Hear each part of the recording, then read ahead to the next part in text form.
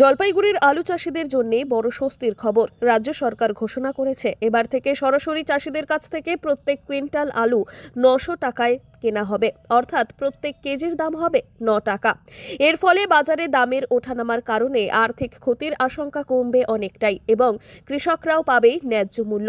সরকার একটা নোটিফিকেশন বের করেছে কালকে থেকে, মানে 1 মার্চ থেকে আলু কেনার জন্য। যেমন আপনার কুইন্টাল প্রতি 900 টাকা দর করেছে রাজ্য সরকার।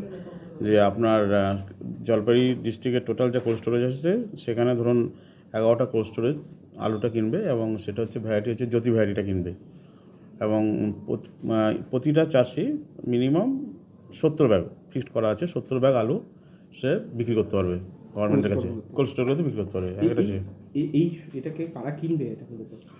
এটা অ্যাকচুয়ালি কিনবে হচ্ছে আপনার কোল্ড স্টোরেজ মালিকরাই আপাতত পেমেন্ট করবে গভর্নমেন্টের হয়ে ওরা, এবং একটা কোল্ড স্টোরেজেই থাকবে এই এটা পুরো আলুটা। এবং কোল্ড স্টোরেজ যে ক্যাপাসিটি আছে তার 15% কিন্তু আলু কেনা হবে তার।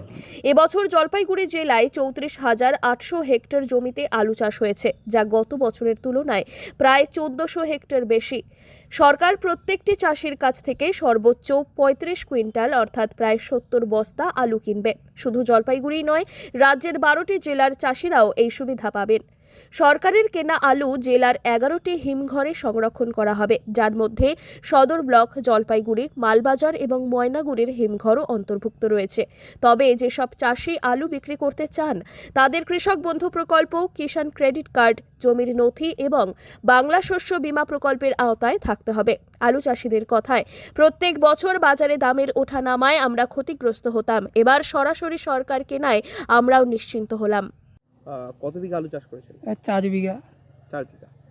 আলু 9 টাকা করে যদি সরকার কিনে কতটা লাভ হবে আপনাদের? যদি ভালো এখন লাভ তো এখন ফলনে কেমন হয় এখন এটা বলা মুশকিল। যদি ফলন ভালো হয়, ফলন ভালো হলে হয়তো কিছু আসবে। এই পদক্ষেপ সরকারের কতটা খুশি আপনারা?